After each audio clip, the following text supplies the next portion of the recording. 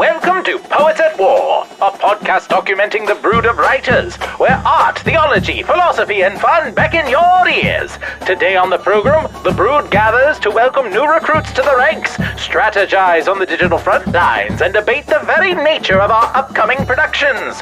From the naming of children to the slaying of giants, the ink is flowing freely tonight.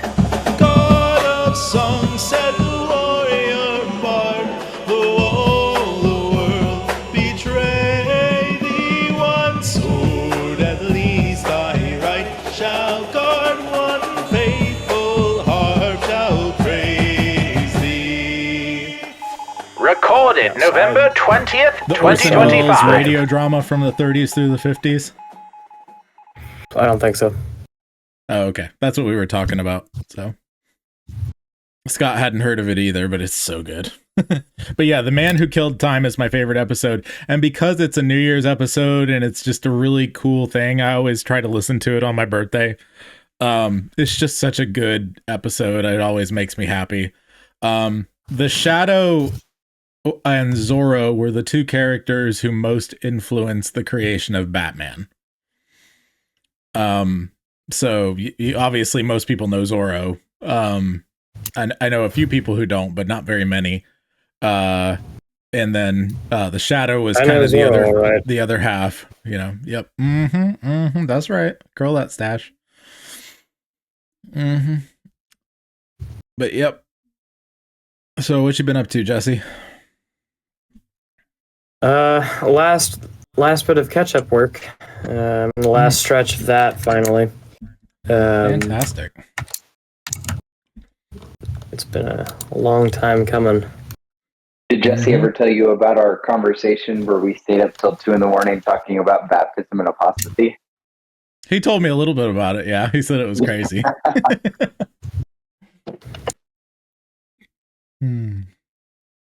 I tell my wife that's Scott and Alex. That sounds about right.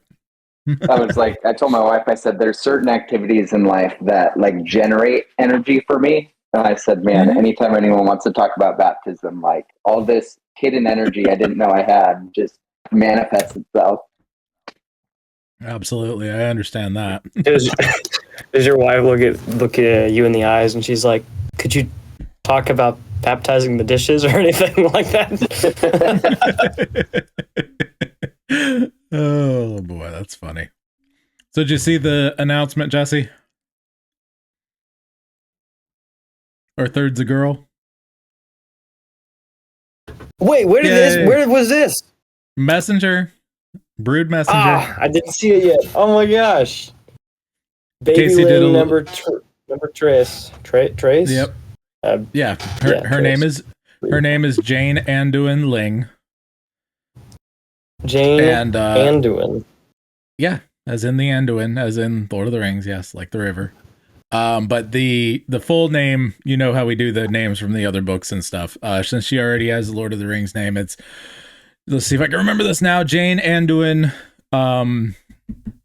Narnia. Jill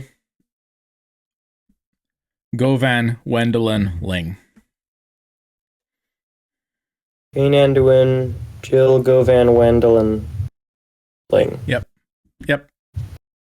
Her And then government if she's ever name is disobedient, she just has to write out her full name like 10 times. Well, as punishment.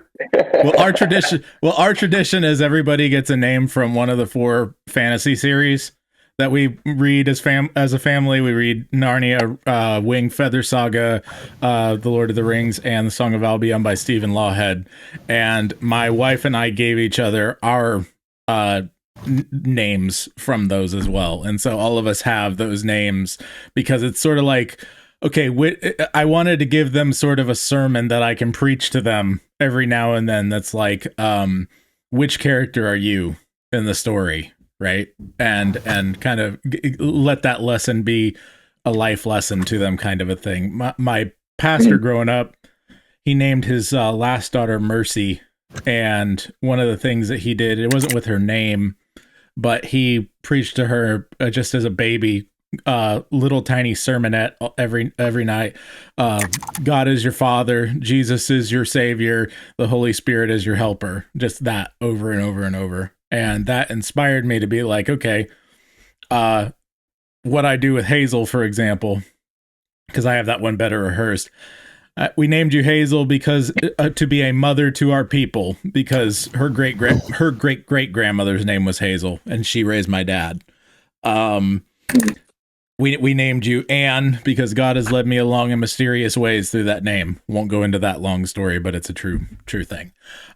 We named you let's see, Hazel, and we named you Erebus because there will be times in your life where you will want to be a rebellious princess and God will bring you back into his fold. We named you Eowyn so that you would be a mighty shield maiden who, though you fight in battles not your own, you will realize where your place is. Erebus, Eowyn, Scatha, that you would be a mother of warriors, and Nia, that you would be a mother of kings.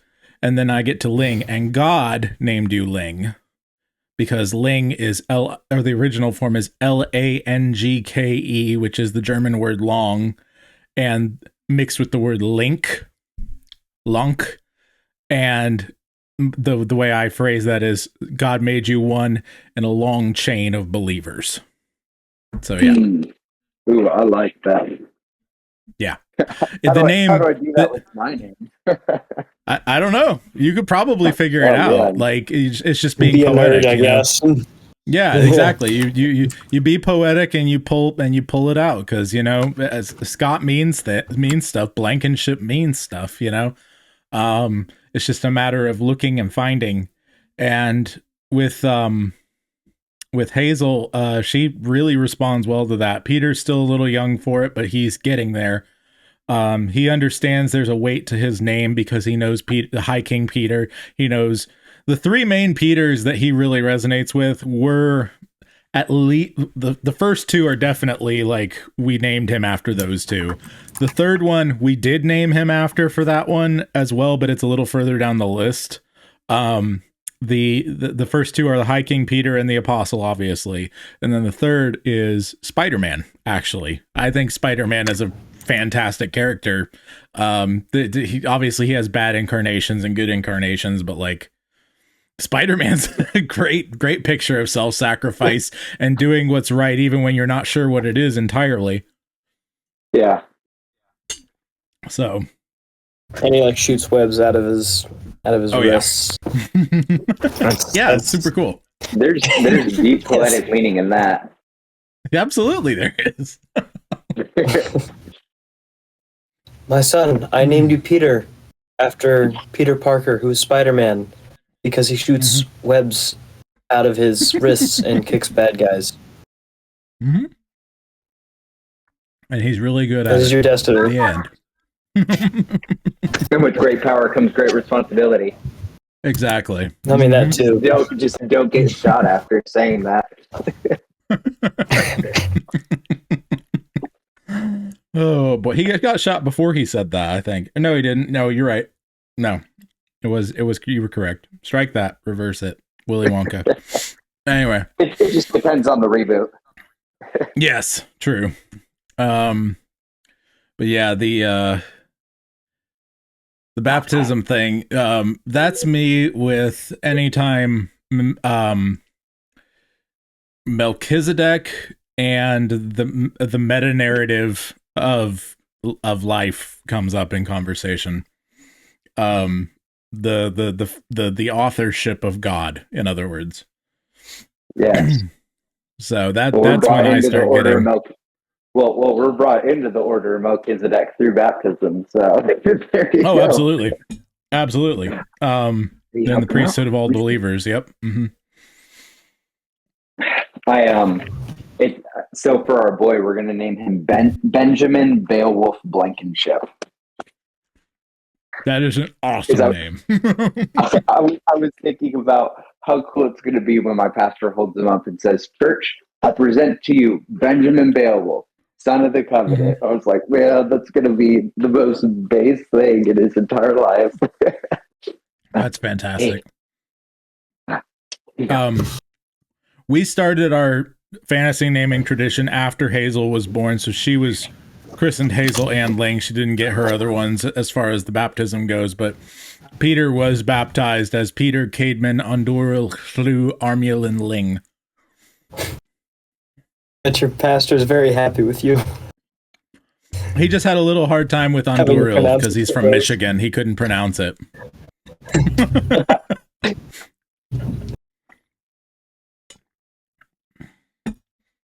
See, in the Good Eastern name. Orthodox guys, Names matter.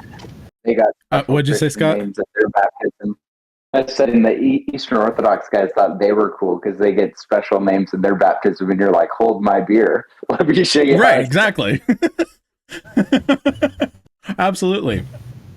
Mine is Joshua David Bilbo Reepicheep Bilbo Tegid Artham Ling. And then Casey is Casey Angelica Lucy Goldberry Goen Sarah Ling. So that's our whole family. That is awesome. Yep. She gave me the names Reepicheep and Bilbo. I think that's hilarious that I end up with both of those characters because they're almost polar opposites.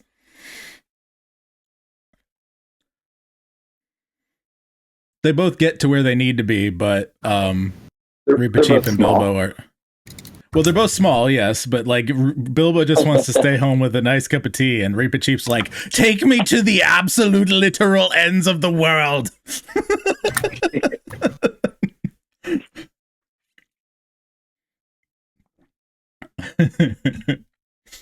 Oh boy. So how much work do you have left, Jesse?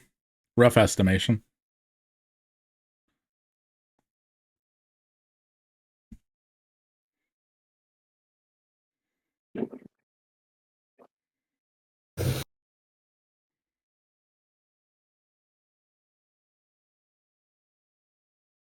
Processing. 3 or 4 hours. Not too bad. Nice. What are you working on? That's me conservatively guessing. Or no, not conservatively guessing. That's me ideally guessing. I'm missing a word there.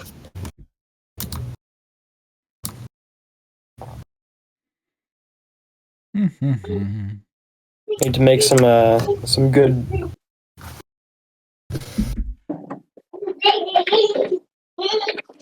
background images for a thing. Have you read any further on the story? No. I will. Not yet. Oh, I have not had the time. Were you one who recently purchased Guardians of Atlanta? Because someone did recently. No, that was not me. Okay. No, I had to drive like an hour and a half earlier today to help some folks out with their podcast setup. I mean, an hour and a half total. It wasn't like it was 3 hours total. But I was there for like an hour and a half as well to help them out with their podcast setup.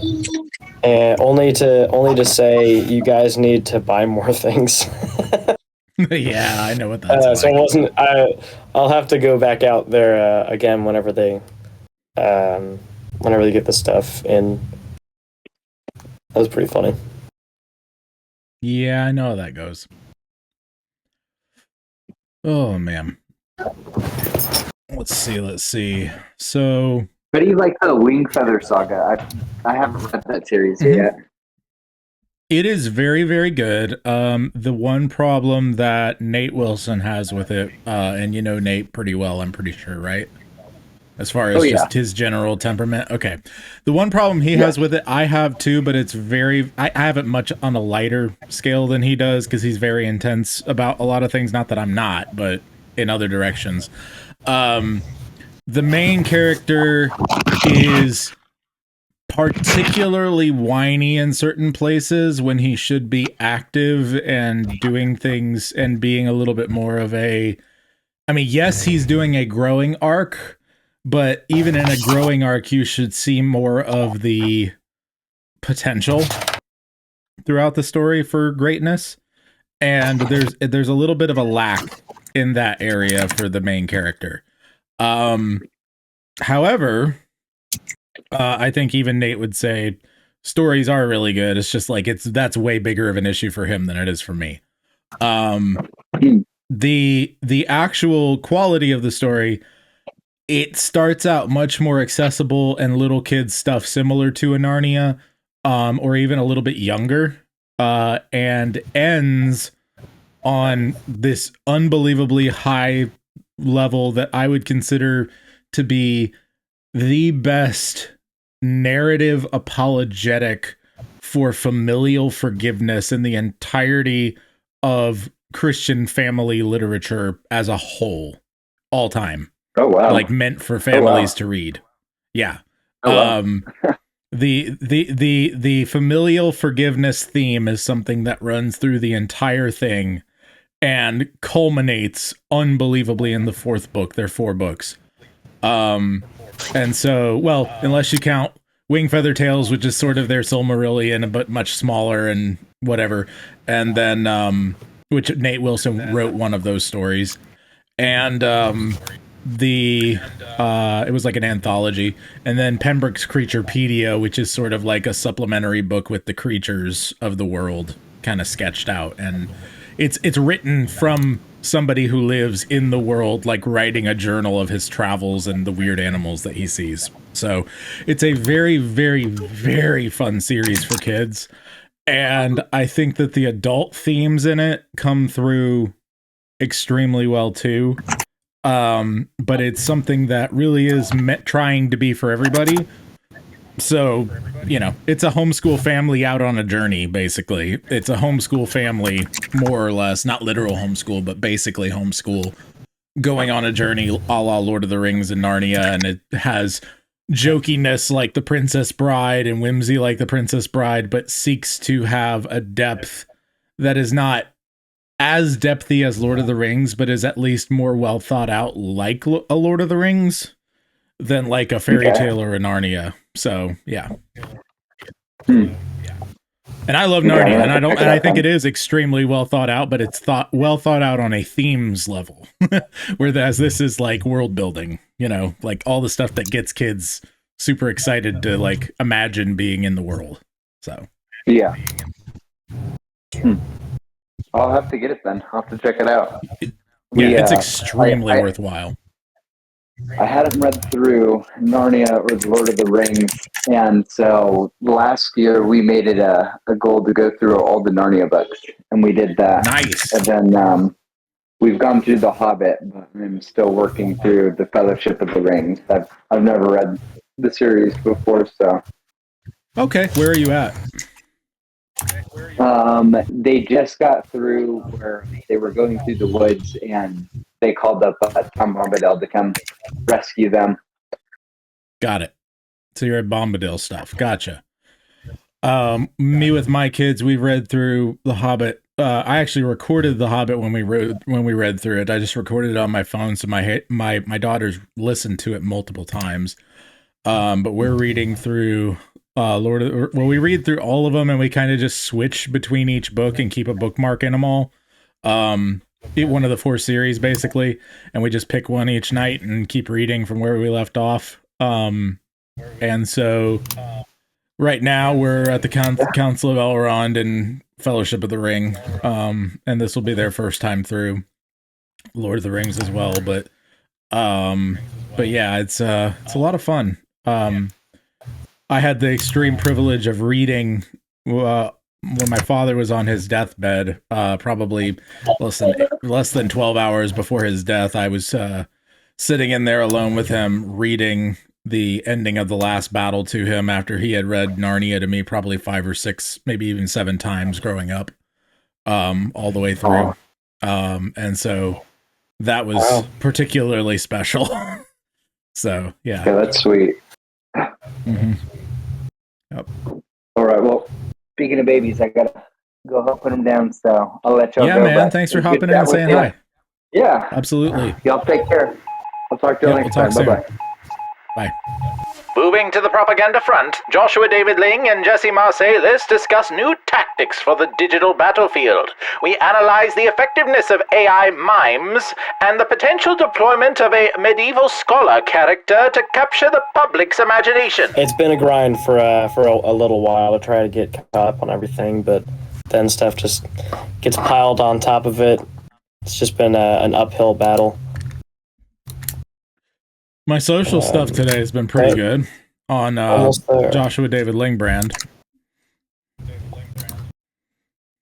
Oh yeah, I'd seen one thing earlier. It was that reel on 90s imagination stuff. Imagination, yeah. Mm-hmm. I like that one. I was like, this plays well. Yeah. I got. Let me see on that one.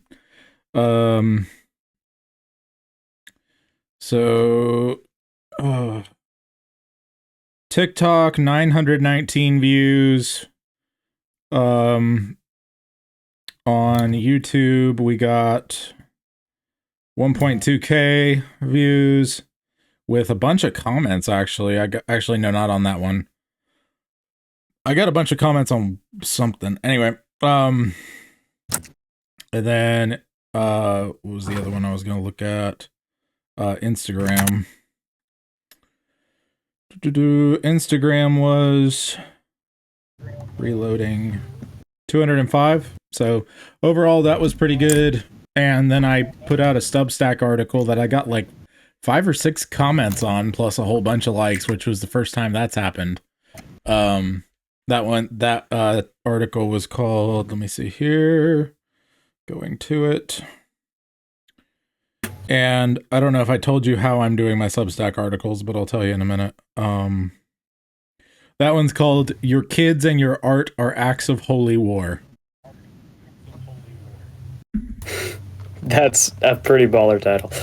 Thank you. Your kids and your art are acts of holy war. Yeah. You like that, huh? I like did you send something? Or did someone send?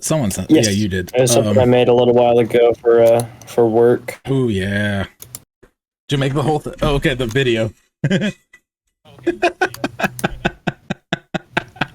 That's hilarious. Oh boy. They're based on the video. Do you think you can guess what kind of company it is? No.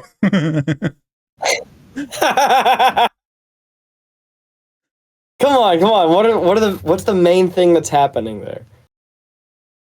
Food is being ripped off of a table accidentally by a mime. By a mime. What's the mime grabbing? Granite. Okay, he's grabbing the granite countertop. Okay. So is that what it is? The granite?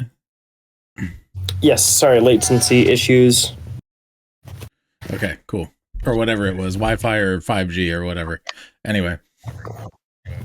Yeah, they're a counter or like a stone tile granite glass install tool company. Gotcha. And so they wanted a little Thanksgiving post, and they were sold on the idea of, for some reason, I don't even know, we didn't give them the idea, but they were sold on the idea of having an AI video of like, what if the food, like, you know, what if the countertops disappeared? And prompting it wouldn't work. So I'm like, what if I just prompted it like a mime comes by and like, you know, the trick where it takes the tablecloth, and it worked. Actually, it didn't work for the first 2 or 3 times. It was terrible, and I was like, I know it's here. So I just kept running it through, and then it was gold. It was, in fact, I had played it, and I actually laughed out loud. Like, I busted out laughing. I was like, this is a huge success. Oh yeah. I think I had another one prompting, but it never finished. Oh, wait, maybe it did just finish. Nope, it canceled it. Okay. Whatever. I'm happy with that one though. There you go. You were saying. So I was gonna say my process for creating my articles for Substack is essentially drafting 3 of them from each episode of Poets at War. And this is something that I'm building ongoing. And then I'll redraft it with a little bit more direction, and then I'll edit it and get it a little bit closer to my voice. But a couple of the ones that I use actually can find my other posts and my transcripts and things and write sort of kind of the way I talk, actually fairly well. Hey, what's up, Aaron? And so I'm basically recycling Poets at War episodes into articles now, which I think is pretty cool, especially the old ones. So. Sorry, and you'd said what was the process that you're doing that? I am taking episodes of Poets at War, running it through an SRT transcript, basically, right? And making it so that it drafts. I ask it to take the SRT and draft me a 3 articles. I pick one, I redraft it, and then I get it to write it like me, and basically in my style, and then I go through it with a fine-tooth comb, and then that's the article, basically. So I'm recycling content from Poets at War for that with stuff I've already said, which is similar to what I'm doing for the shorts, actually. I'm actually asking it to do 14 scripts, short scripts, less than 30 seconds, spoken aloud, based on this episode, and I give it the transcript. And I pick one and go for it and make it as good as I can. So yeah. About that. That works. That works. Yeah, the goal is try to get as much basic. Go ahead. Content from one. Try to get as much content from one session as possible. Not just for the sake of numbers, but as much quality content, I should say. Yes. Toss out what's bad. Yeah. But the it's pretty crazy. Okay, doke. I need to switch operating systems. I keep on hearing the kick out, and kick back in sound when I'm on Linux. So I need to switch operating systems. Okay. Oh, gotcha. I think that's the first time I've ever heard that. Yep.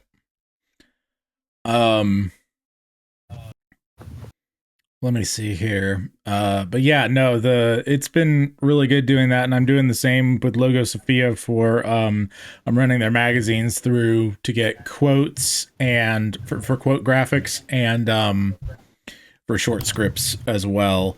I'm still struggling on getting what I think will work best. You saw the one that I did for Logo Sophia. I'm still struggling to be like, didn't perform super well. I'm not sure what I need to be doing visually on this. I really don't want to be on camera for this because I'm playing a character. I already have a different voice, and and we've been working on developing that voice and other things, and I don't want to just toss it out and just be me. Plus, just being me is going to be and I know Debbie's Presbyterian and she's editor-in-chief and blah, blah, blah, but like, I'm not going to be able to do things that are quotes of Catholics and other things like that in short scripts with like a straight face. I'm just not. It's not authentic to my brand. You know what I mean? So like, yeah, I don't know what to do yet. So. But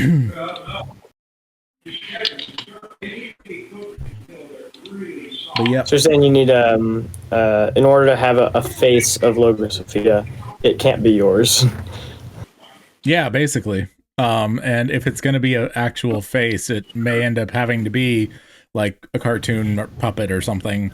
I can build a puppet in OBS that can be a very basic, either a, what do you call it,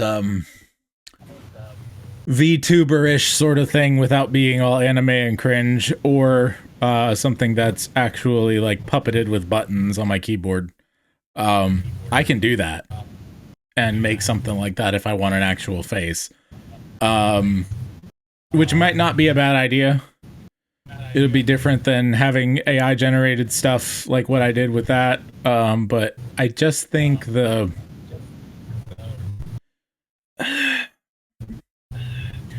I don't know, man. It just doesn't feel right, and it's not like even just the one did not do very well at all. And granted, they don't have near the audience that I do yet, but I was expecting probably 2 or 3 times as much as I got on that one.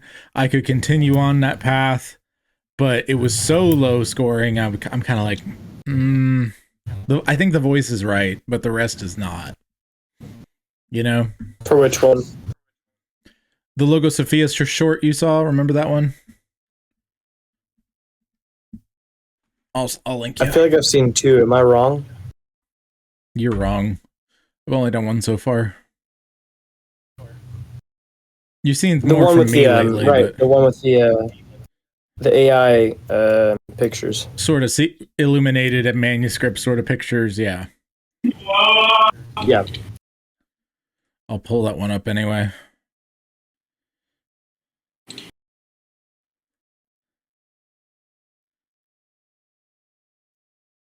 Oh, that's why. Copy. There it is.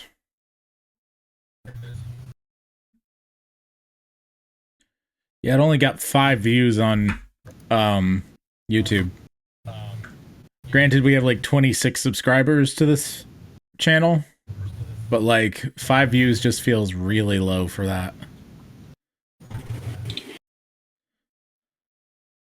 Well, it's kind of running as an advert. It's on Shorts. It's got it's a low subscriber count, and people can smell AI.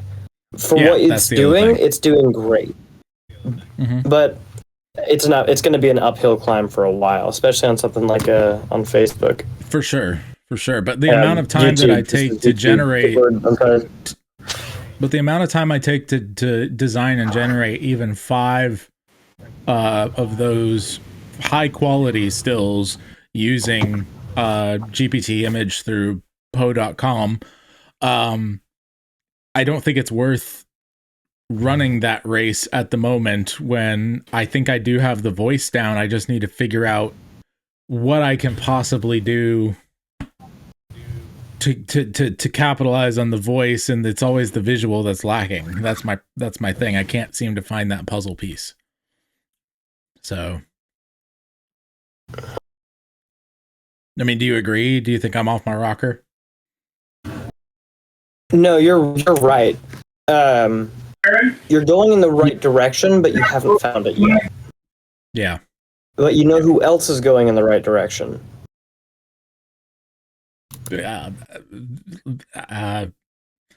Chris Pratt? Question mark? I don't know. This guy's literally going to the right. This is the whole. That's the whole true. point. It's a pilgrim's journal. This guy is wandering. He's traveling. If you can somehow manage the medieval traveler, that seems to be where it's at. He's the scholarly merchant who goes around looking for news, and he's a scribe or something along those lines. I'm sure would work well. What are your days? So going for the medieval style AI images, I think, is a step in the right direction. It just needs more time to cook. Oh, dang. I don't know, man. That's interesting. Oh, that would be cool. I just had an idea. Ooh, you're right. Salem Witch Trials, Part 2. What? You're on mute, Aaron, if you're trying to talk to us. If not, it's okay. I'm having latency. He's having latency issues. I was talking to my mom. Nah, no problem. No problem. You been hanging in there, man?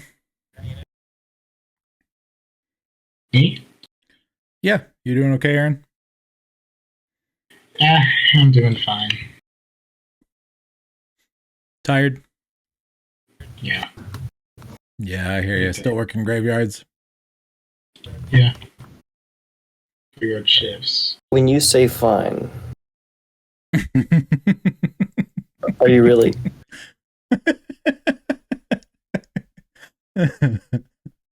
Just tired, I bet.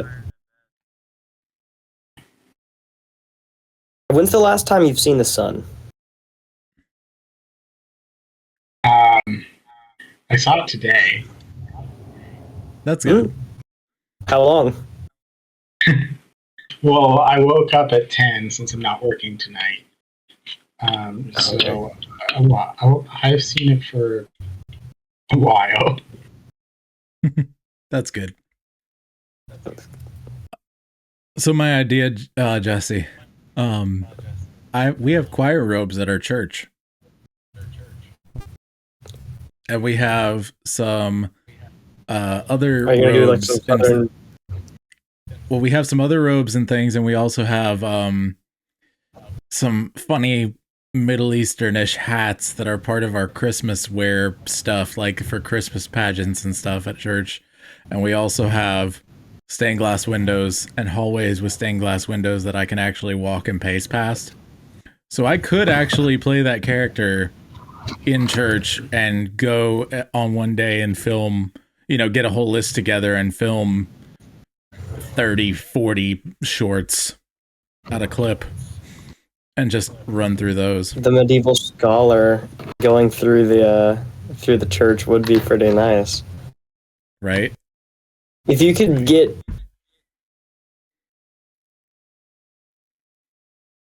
what's having issues again.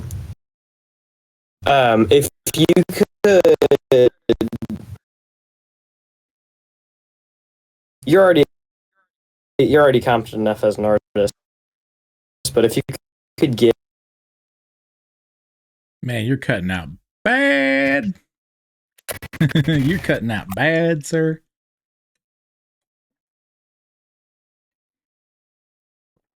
And he knows it.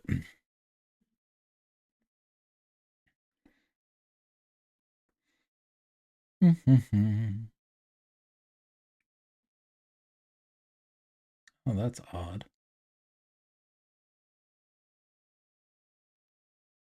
I don't hate it.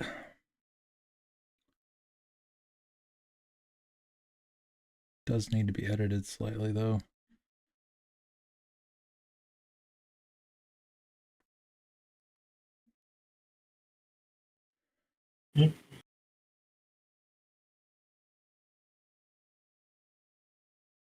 Jesse does appear to be gone. Be back.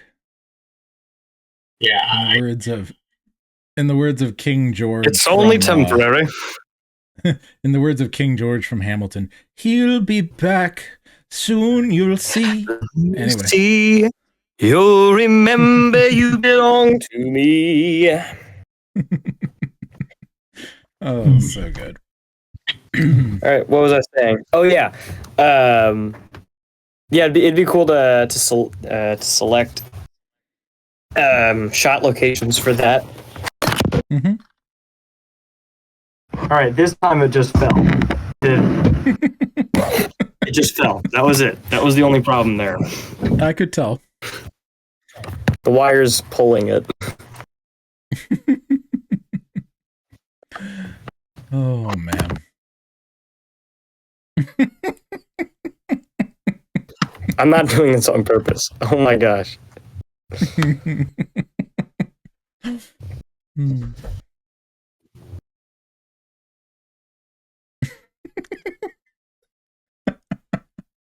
Oh, anyway, boy. I do really like the idea of stained glass windows because it gives that little bit of a medieval feel that you're already going for, but you don't have to worry about prompting a billion things every single time. Ooh. It would probably. I could take my secondary phone and put it in a book and carry around the book as my thing to read off of. Yeah, that could work.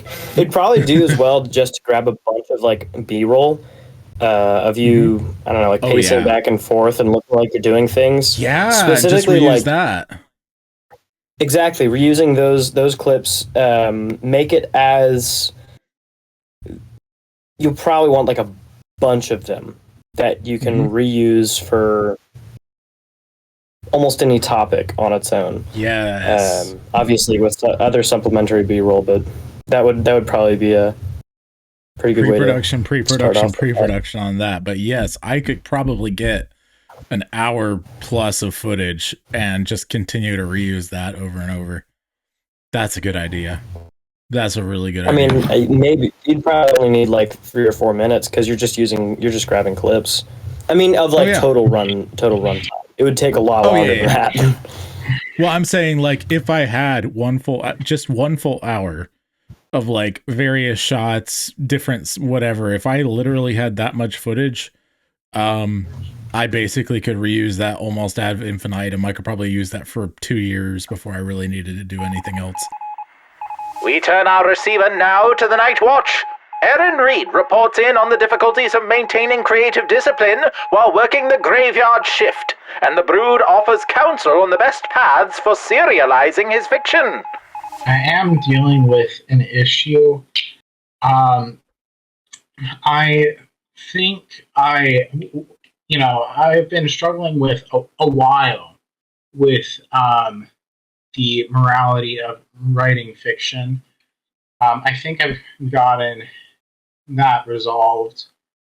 I mean, I don't know if you'll entirely agree with my perspective on it, but I think at this point, I'm pretty sure that that just like deserved, fiction is something it's a very great tool for raising children. Mm-hmm. And because of that, and who's going to write the fiction? Not the children. It's going to be the adults. So obviously, adults can be involved in the fiction, especially those involved in writing fiction. Mm-hmm.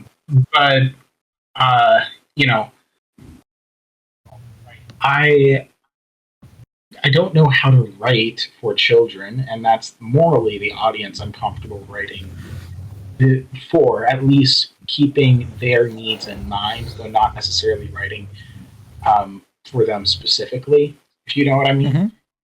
Mm-hmm. So I guess that's one thing. It's just having to reset my perspective on writing makes me not exactly aware how to do it anymore. But the other thing is just I also know that right now, what I feel like I really need to do is I need to actually complete a project, and I don't really know if it matters what project it is at this point, but because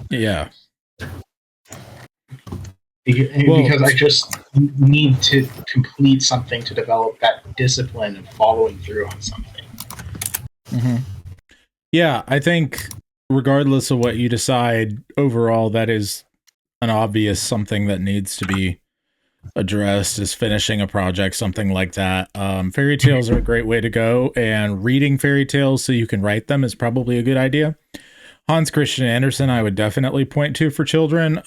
He's got a lot of really great stuff, and if you actually get I literally have right here his complete works from Barnes and Noble, just their reprinting thing, whatever. They have these, you've seen them before, these little things. But the thing that interests me in that conversation is, do you consider fiction exclusively teaching, and you feel uncomfortable teaching adults because you're a layperson? Is that where we're at? I wouldn't say that I feel uncomfortable teaching adults because I'm a layperson. I would say that, at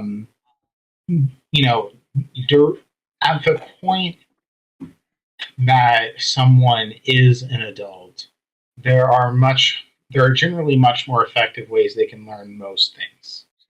So that's, but the main thing is, I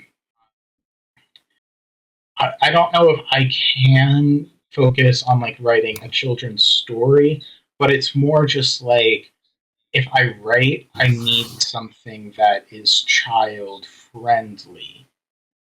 Yes. Yeah, I get that. What's the last project you finished? I haven't finished one. What's the last one that you've worked on? And on that project, about how far would you say it was finished percentage-wise?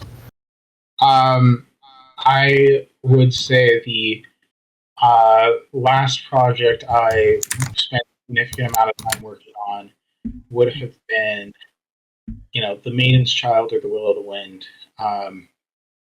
And I would say about a little bit less than a third of the way done in terms of the first draft. Because I would say I almost finished Act 1. How long have you been working on that? For both.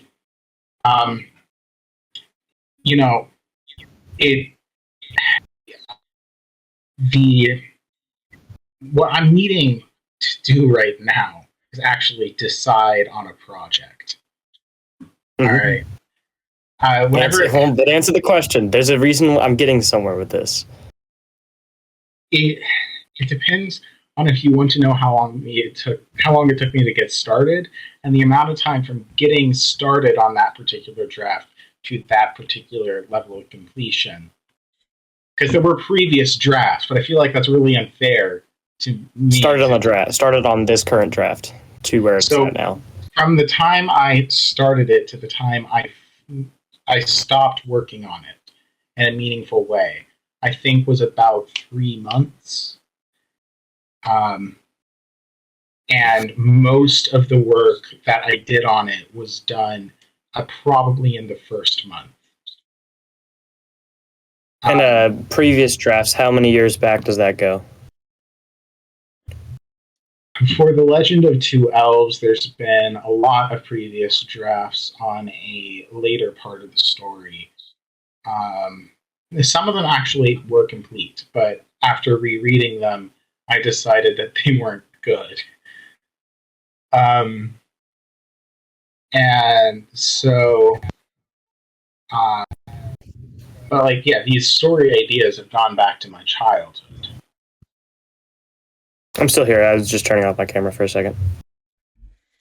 Okay. Random question from Sarah. What'd she say? How do I turn a picture into reaction? I want to do it on my husband's D&D server, but I can't ask him because that would ruin the surprise. Alex would be the one to ask on that one.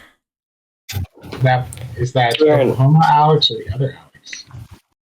Alexander Robertson. Okay.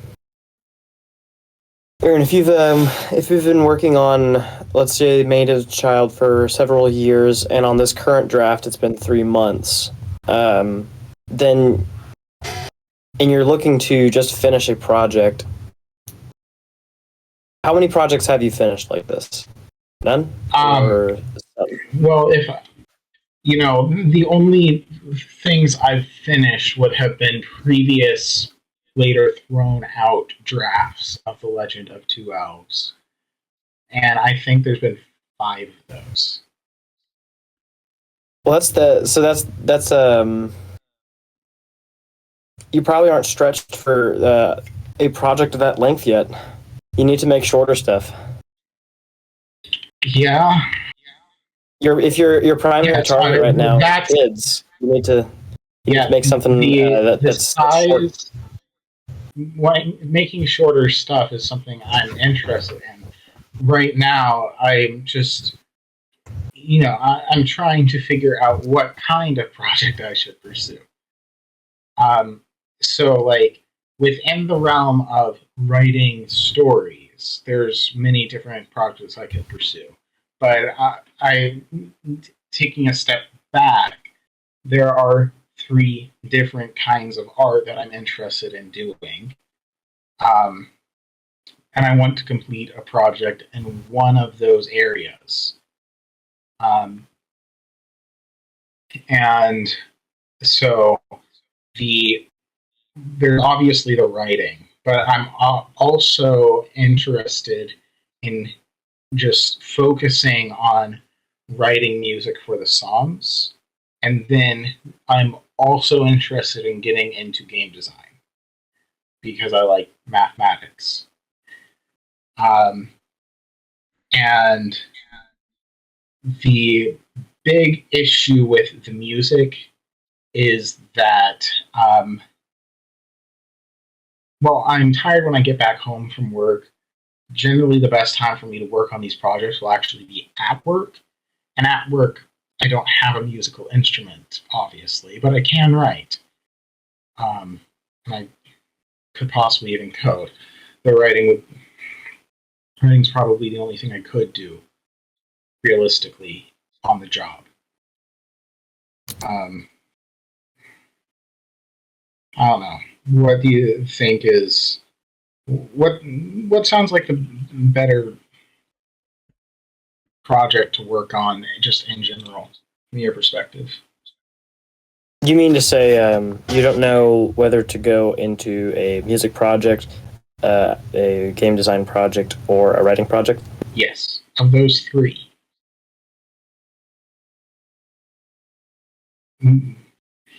Since a lot of the time I'll be working on it will be during my work hours, my literal work hours, because it's a night shift that I don't do anything on. The only thing I have access on that shift is a laptop. Right. So if I were to go into a music project, what that would look like is, me trying to push myself to do stuff while I'm at home and generally pretty tired. Which the most effective thing overall, like you were saying, would probably be writing, but the other half of that is writing in such a short form that you're actually completing a bunch of short flash fictions, whatever they are, on a regular basis and publishing them, maybe one a week. That would definitely get you reps.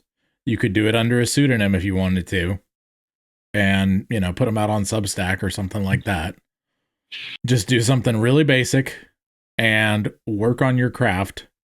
Don't work on promoting your craft, but work on publishing your craft, right? Like making sure it actually gets up somewhere. And then you can look at when your life changes, you can take a step back, look at it, whether it's your job changes or your situation, whatever, ends up changing, your shifts, whatever they are. And then you can actually take a step back, look at it, reassess. Okay, what was I able to accomplish? Was it good? Did I like it? Do I continue on in this direction and just plus upgrade it, or do I look elsewhere? I think that's probably, due to your limitations, the most fruitful thing that you could probably do. And it would also get you comfortable with completing stuff that you're not 100% okay with, but you're 80, 70% okay with, and you can get your reps in doing that, right? Like I said, pseudonyms are really helpful for something like that. If you're worried about, what other people will think or anything like that, it'll just get you writing. It'll just get you doing. And if you have to just make those completely private, that's perfectly fine. But I find having it available for people to read, and even if they hate it, not caring, because that's Max Jones Mancini or whatever your pseudonym is, right? That's not me, right? And having that level of separation ego wise to deal with, okay, I'm going to work and I'm going to grind, and these are my reps, right? Do you agree, Jesse? Sorry, I kind of clocked out there, I will be honest. No, it's okay. Do you agree that generally writing under a pseudonym and getting your reps in and learning to put stuff out at 70 to 80% you're okay with this is a good thing to focus on? Not just the publishing, but like working on putting something out regularly and making sure it's published under a pseudonym so there's no ego, etc. And he bumps out again. I really don't get why it's doing that. I don't either. Right. It's probably a good practice. I don't know too many folks who do it to be able to say any improvement, but it doesn't sound terrible because then there's less pressure on the writer. There's less ego involved. I can name you at least one. There's a guy named Wild. There's a guy named Wildbow who he's on Patreon. Let's see what he's making at the moment. But he just goes by Wildbow, and has for a long time. He wrote several super long serials, like writing literally like a chapter a week for years and years and years. Let me see where he's at. Trying to see what his membership levels are at, if it will let me see. I am not seeing that. He might not show it at this point. But I remember last time here it is, $4,745 a month. Keep in mind, he's been doing this for like 10, 15 years, but he has 1,066 paid members, and he literally, all he does is write chapters in a serial for like 2 or 3 years. And then he takes a break for maybe half a year and works on pre-production for the next serial. And he's done sequels and spin-offs to other serials and writes in some worlds and then in other worlds. But like literally that's all he does. He did promote for a little while on some various, like he found some sites that do, serial fiction and put his stuff in the database so that people would find it and upload it and whatever else. And he personally talked to people and said, hey, will you read my thing? But like outside of that, he really never did any major promotion, but he did a metric heck ton of writing. His chapters for a week are literally like probably a Tolkien length, Lord of the Rings length chapter or more. And he writes one of those a week. And they're quality. So how is serial fiction generally structured? Basically, I understand that it's story structure wise. Yeah, but like you're talking about like character cast goes over like new adventures every week, or are you saying he's writing like just short stories that are put in the sequence? He's writing essentially like an episode of a TV show every week, and in novel form, and they are, sometimes a little bit, sometimes they can veer off the main plot, but he has in his pre-production stage basically a full arc to what he wants to do and a whole bunch of ideas for side tangents along the way. And he basically goes, okay, what's next this week? And he goes, that one, and then writes it. You see what I'm saying? He doesn't do a ton of outlining. He does a very skeleton outline, and he's doing week to week. And I only know this because I've listened to him on some podcasts, but he doesn't do a lot of those either. I do recommend Worm. It is definitely an R-rated sort of a thing, but it is very, very good. It's a very ground level initially, but then it works its way up to Cosmos level superhero serial that's really, really good with some amazing characters. And that's the other thing. His stuff is so character driven, it keeps people coming back even if he gets a little bit off tangent, because people love the characters, Yeah. And the opposite, the part of the issue, there's been a lot of mitigating factors, a lot of other contributions to the problem in recent years, but one of the major factors is just putting too much in at the start and not being able to do that consistently. Right. And I don't know.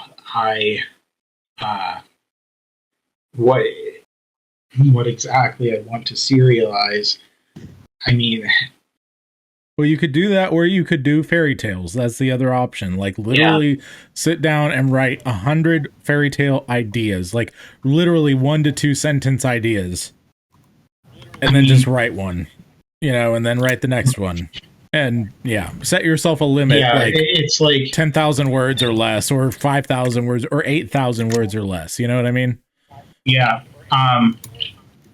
So that is a possibility, but the big issue is deciding between whether or not to set these stories in a new setting, or to just try and do something that can be serialized within a setting that I already have well established. Right. Because, you know, there's advantages and disadvantages to both, but I'm just not really sure I have the interest in making a new setting. Right. Well, then do you have your answer? Yeah. I feel like no one cares about what you're writing until you write it. Yeah. Yeah. And in terms of what to serialize, like, I could just,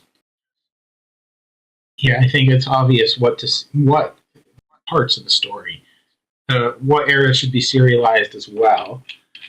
Because one of the things to work against, putting everything out there, putting in all that effort all at once, if I'm just restarting something that I already have a lot written on, then that urge to get everything out there will be weaker because there's already a lot of stuff out there.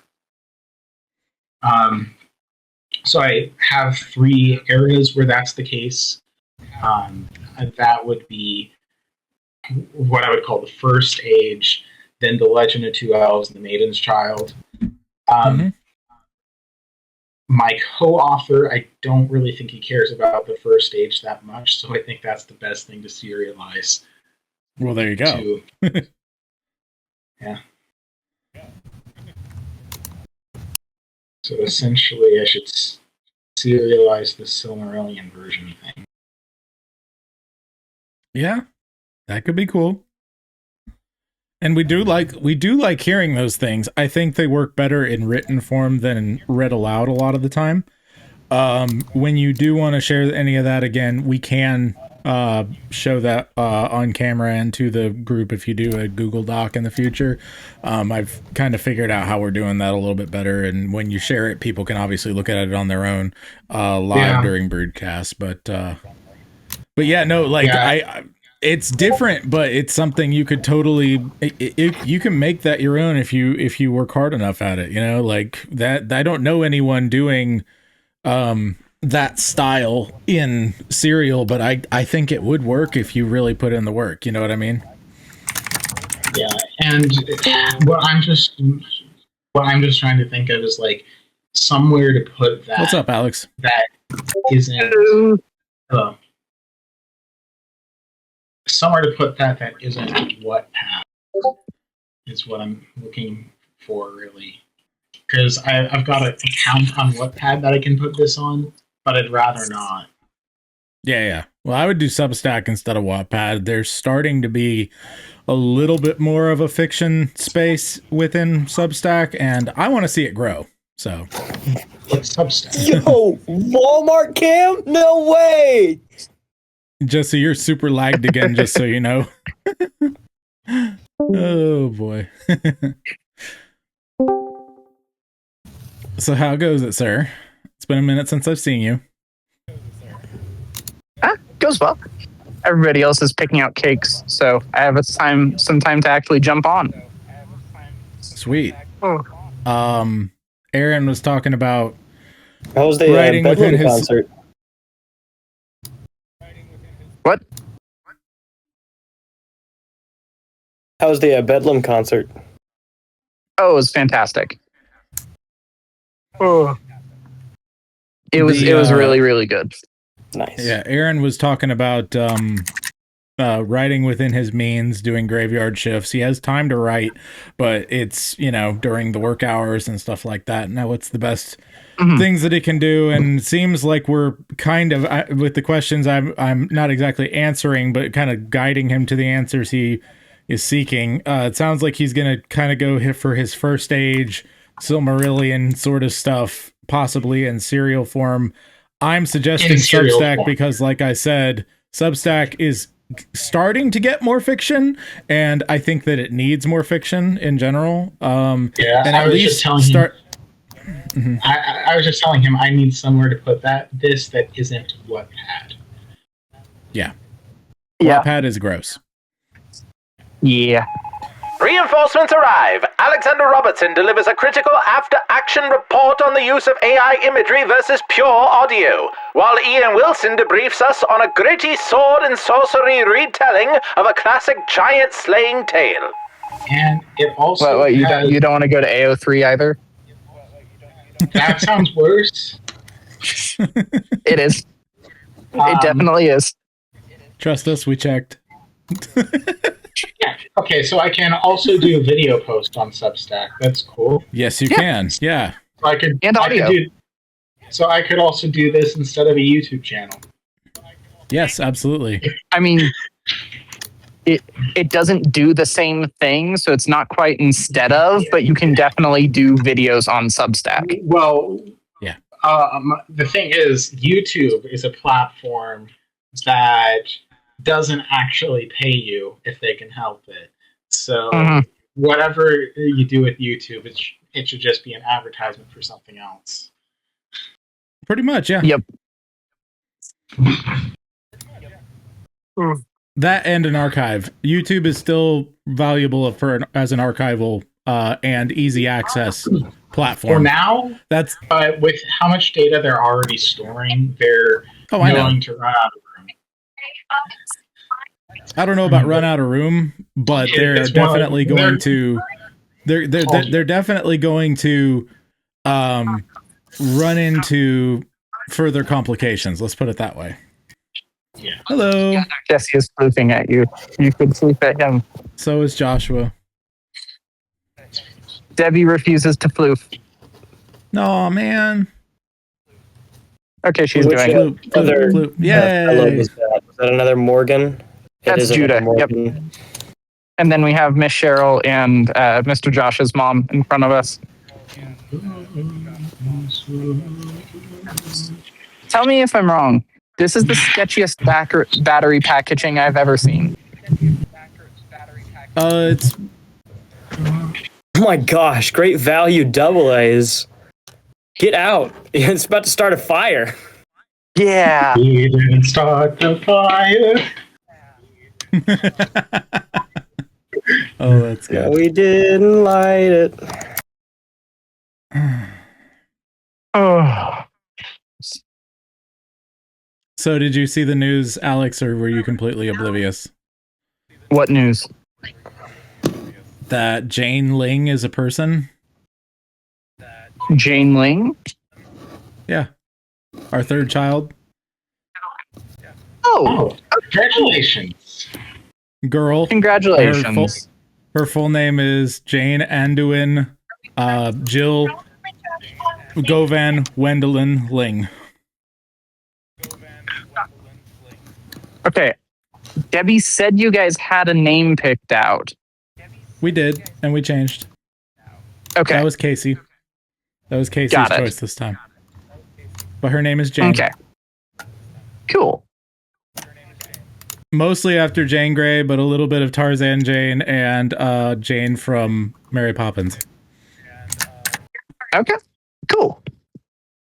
And Jane is feminine of John, like we were trying to do with Iona, and so. Okay. Yep. Very cool. Yep, and Anduin is the river, of course. That's her middle name, Anduin, from Lord of the Rings.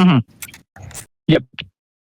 Casey actually really liked that the second I mentioned it, and loved the fact that for all our females in our family, we have Anne in miniature. Her middle name is Angelica. Hazel's middle name is Anne, and then we have Anduin. So. Very cool. Mm-hmm. Very cool. So, yep. So you said you've read about half of everything I've given you, or half of ITR so far? Half of ITR. Okay, gotcha. So you read through... I'll probably finish it on the drive tomorrow. You read through the Mason story yet, or no? The rewrite of the Mason story? Yes, I read through that. Was all of the stuff that's flashback AI generated? That's flashback. Yes. Flashback. Because you not all of it. How about half of it? Because you jump to because it's really, really rhymey, and it feels out of place with the rest of everything from that episode. Because nothing else in the episode is super rhymey. Yeah. But it feels like get some stuff done. Okay. See you, Aaron. Have a good night, Aaron. See ya. Love you, man. Have a good night. Because it felt distinctly different from everything else before and after it. Right. I did want it to, but I also totally understand if it's too much. And that can be worked on and everything. I wanted it to feel different. But that's one scene, right? I figured that's what you were going for. Yeah, it's one poem. Yeah. Okay. I just wanted to make sure. Because you have your original footer, original head into that, lead into that, and then you have your footer after that. That's from the original poem, and then everything else is really, really structured, rigid rhyme. That I'm this feels like AI poetry. Because I've read AI poetry, I've generated AI poetry. This feels really AI and not like Joshua at all. Yeah, no, I can go back and do some of that, but I was just trying to get what it's supposed to be down, especially, but also I did want it to feel distinctly different for that part. I need to work on that spot. Did you like the stuff with Pandora in that episode though? The stuff that I added with Pandora? Yes, I thought Is Pandora a Zombie is a great. I think Is Pandora a Zombie is the last episode or last poem that I read. Okay, so gotcha. I really enjoyed that. That one turned out great. I was super happy with Is Pandora a Zombie. So, yep. But then again, you love all my creepy stuff. I do. I think your brand of creepy is exactly my brand of creepy. So one of the things that Logosophia wise, Jesse and I were brainstorming just this evening and came up with the idea of me essentially trying to dress up like Henry and walk around my church and get a bunch of reusable B-roll. About an hour's worth is what I'm hoping for, to basically use however I want as essentially B-roll for the Logosophia shorts. And then just do voiceovers, because we have some really great shots that can be taken in our church. Okay. And we have choir robes and other sorts of things that I can make up a Henry-ish outfit, and I can walk around and look at books and stuff like that and use as B-roll. Yeah. So I think that'll be a good option. That sounds cool. I was also discussing yesterday with Jesse how much you hate the idea of B-roll in general when it comes to when you're looking at videos. I mean, more or less. I don't hate it whenever it has a use. So, LTT's B-roll I think is fine. Right. But I really do not like your AI generated B-roll. And I've been consistent on that since I first saw it. And it's not just mine. It's everything you've seen. Yep. I was just wondering if you could articulate that a little bit specifically, you would rather just have the audio thing so that Jesse could hear it. I wanted to see what his thoughts were based. Yeah. So I'm very audio forward in general. I'm an auditory learner. I listen to audiobooks, podcasts, all that jazz. That's where I am. That's my that's my frame. Pause real quick. Jesse, are you listening? Yes. Okay, just making sure you were listening. But the thing that I was saying is that whenever it comes to storytelling content and stuff, specifically like how Joshua does, I really don't care at all about AI art, because if I'm looking at art, then I want it to be done by a person with intent.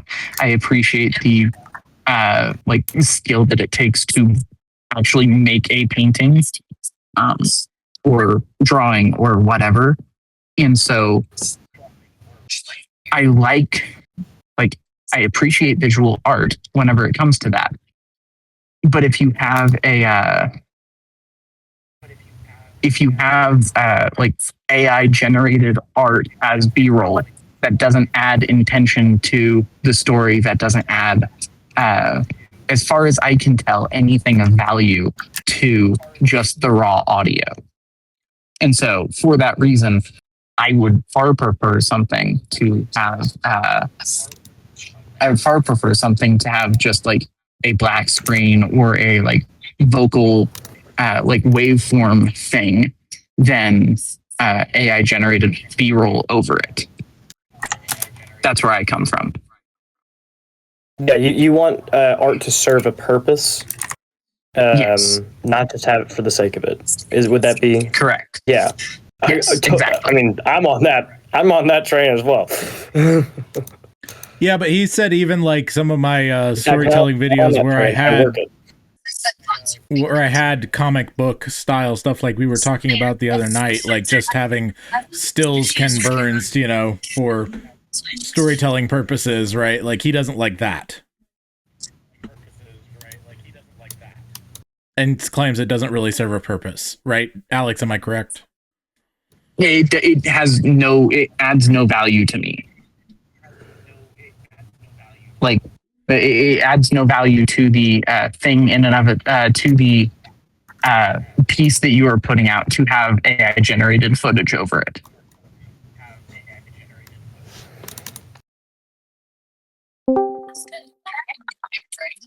Hey there, Ian. Hello? Yeah. Why, hello, Ian. Hi. How we goes doing, it? friend? Hanging on to the fraying ends of sanity. Again. Also, Ian, Jesse is very, very laggy, so please, we've tried everything. Just be patient with him. He's always very laggy. It's true, but he's especially laggy tonight. That's weird. Whatever. So what's been up with you, Ian, other than the fraying ends of sanity and all that? You having fun with the story writing? I liked what you did. Did you get my feedback and all that? No, I hadn't had a chance to look at it today. Actually, I had several chances to look at it. I'm lying. I just literally forgot it was there. It's okay. But yeah, I just did them in the comments on Google Docs, so you'll be able to see those. They were very small, little things, you know, whatever. But I also wrote a thing in the Brood, just saying how much I enjoyed it. So yes, I did see that. Good. Good. Yeah, no, things are good. I'm finishing up my Sword and Sorcery Jack and the Beanstalk story. Yay. We have a whole bunch of Brood writers in that anthology, don't we? Like 3 or 4? At least 2. 2? Yeah. Yeah. Sorry, guys, we just got home. I'm going to have to let you go. All right, Alex. We'll talk soon. So, much love. Alrighty, bye. All right. Yeah. If you guys are still on significantly later from now, I'll jump back on, but I doubt you will be, because I'm 2 hours ahead of you now, Joshua. Oh, yeah, you are, aren't you? Yep. Because y'all don't change or something like that? Ahead? No, we are in Colorado right now, visiting in-laws. Oh, right. Okay, gotcha. So. But, all right, love you guys. Behind? Talk to you later. Bye. 2 hours behind? Yeah, behind me, yeah. Wait, I have to be missing something. Oh, okay. He's in Colorado. He said yeah. ahead, and I was like, wait, what? Yeah. Yeah. So yeah. A little trip over there. How goes it, Ian? What's a project that you have worked on recently that you're proud of? Apart from the stash, of course. It is looking nice. Oh my gosh, that latency killed me, dude. I'm like sitting here for like 10 seconds just waiting for any reaction, and I'm like, what happened? It's still bad. It's still really, really bad. That's like the I'm first about to have to like time restart my computer or something. Go ahead. that's the first time that another dude has complimented my mustache. So No, I it's was glorious. just like, wait, what? It is glorious. It is very as is mine. fine. Well, I can You know wave something at you else? with mine. It's lopsided. I can wave Oh, at you is with everybody mine. else's, look though. at that. Anyway. Mine, I have more on the left side of mine than the right. Yeah. Oh my gosh, this latency is killing me. Can't even see.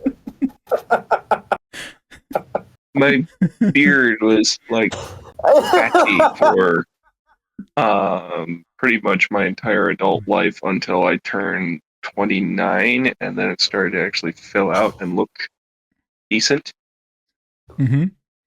Yep. Oh boy. I feel like I'm communicating with like smoke signals right now. Basically. I'm so sad. This is the way. This is how our ancestors did it. Oh my gosh. Let me send a messenger pigeon. She's man. Anyway, what was the question I had? Project that you've worked on that you're proud of. I'm pretty pleased with my sword and sorcery of Jack and the Beanstalk. Was it a picture or something, or No, it was did you like write a whole book? full-on story. I wrote a full-on story. It was for a anthology based on. Everybody was supposed to write different versions of Jack and the Beanstalk, so I decided to write mine. And I said to myself, well, what if we made this sword and sorcery? That works. Sword and sorcery. I forget what that is. Is that a board game? Sword and sorcery No, is a genre. A genre of fiction. Gotcha. So how does that work out? Who has the sword and who has the sorcery in that story? Everybody? Or? So Jack has the sword, and the giant is the sorcery. Ah. Alright, hang on, guys. I gotta relocate here.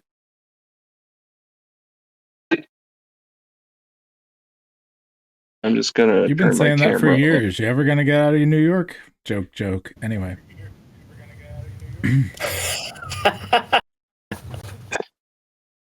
Oh, believe me, I think about it pretty much daily.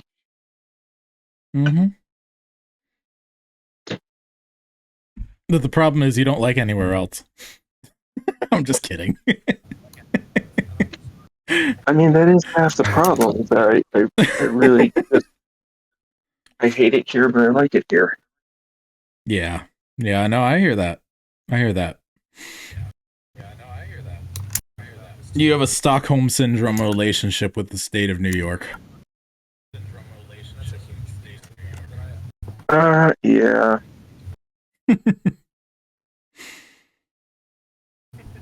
The problem is trying to find a state that is that will let me do what I want, that won't tax the pants off me, and is frozen half the year.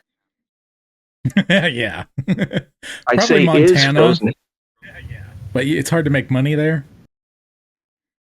Yeah, that's the problem with Montana. I would genuinely like living in Montana, I think.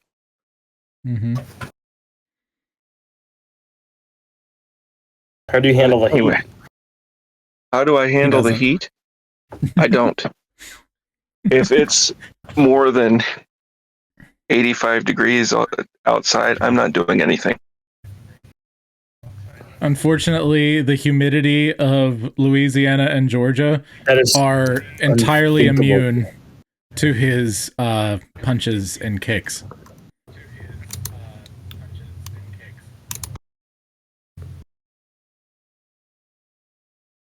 I usually live by if I can't beat up my problems, I run away from them. That's my motto, specifically. You know what's really weird about your latency, Jesse? The fact that I'm seeing you speak on video What? before I'm hearing you.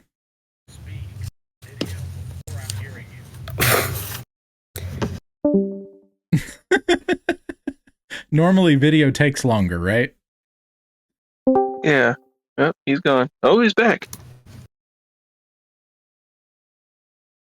Is it better? Nope. About 4 seconds latency. It's worse. It's just still pretty bad. It's because I have a bunch of tabs open and I'm using Adobe products, which is really my mistake. Mm-hmm. I understand that. Could you run on your actual phone Discord app, or do you not have the Discord app on your phone? I don't have it on my phone. Okay. Let's keep it on the work computer. And now my After Effects is frozen. Oh, so fun. So anyway, I don't know if since you didn't even know what it was until like 5 minutes ago, the sword and sorcery genre tends to be kind of dark. One might, a lot of times it's termed dark fantasy today, but dark fantasy can mean so many different things. I think sword and sorcery is a more precise title for the genre. Anyway, so it's more of a dark and gritty take on Jack and the Beanstalk, where the giant is sort of a Lovecraftian deity, and Jack is taking vengeance on him on behalf of the people. You would consider the Dragonlance books to be sword and sorcery, correct? Yes. Mm-hmm. Yeah.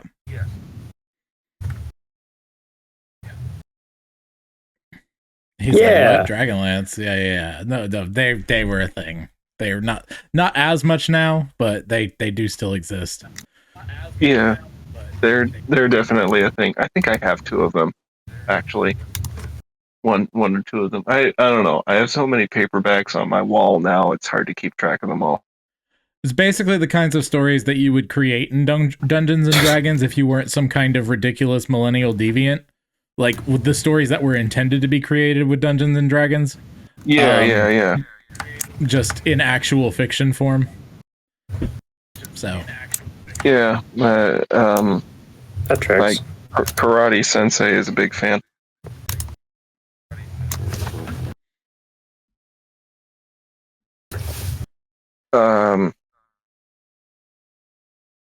So anyway, I decided rather than start at the beginning of the story and tell, because he goes up the beanstalk 3 different times. Instead of telling the whole thing, I figured I'd just start at the end. He goes up the 3rd time, meets the giant the 3rd time, and kills the giant, and figures out the awful truth that the giant was some tyrannical demigod exacting sacrifices from people. That tracks.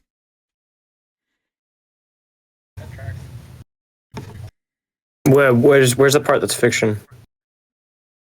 Right, exactly. Okay, yeah. Good question. It's like, You should get a chance. I forgot that part. I was gonna say you should check out his is it Mike McGee Pizza Boy story, basically, that you wrote, that you shared in the Messenger Brood? Oh yeah, I did share that in the Messenger. It's a ways up there though. I can probably share it in the Discord later. Yeah, it's just like 4 pages. It was really enjoyable. Yeah. I had a good time with it. It reminded me of Goosebumps and Are You Afraid of the Dark? Which is weird because I've never read either of those things. Well, Are You Afraid of the Dark was a TV show. It was Nickelodeon. But it was very similar I remember to like that. Goosebumps, yeah. So yeah, I remember the TV show. I don't think my parents ever allowed me to watch that because it was too scary. Yeah, same here, except it wasn't that it was too scary. It was just like they generally did not appreciate horror unless it was particularly psychological. I think the first straight up what I would consider an actual horror movie that I ever watched was Signs when it came out. So good one. You know, I liked that movie. I know a lot of people. Yeah, it's a decent flick. I liked that movie. It's decent. Yeah, it's a decent flick. It definitely has some like plot holes and stuff, but they're not like, the atmosphere is good enough that it floats the rest of the boat. You know what I mean? First horror movie that I remember. Yeah, it's a Shyamalan movie. You get what you pay for. Yeah. Yep. First horror movie that I remember seeing was The Creature from the Black Lagoon.